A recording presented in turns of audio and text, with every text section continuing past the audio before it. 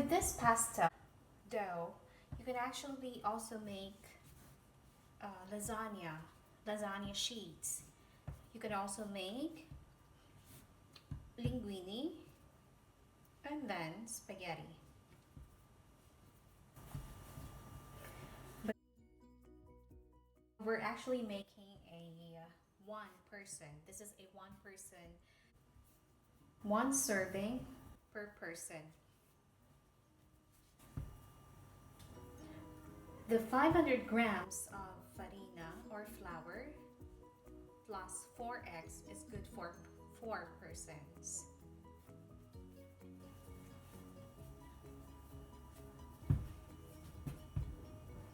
So,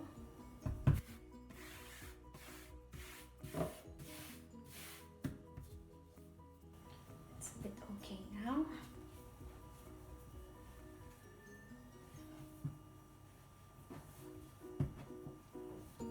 One egg, 125 grams of flour. Okay, so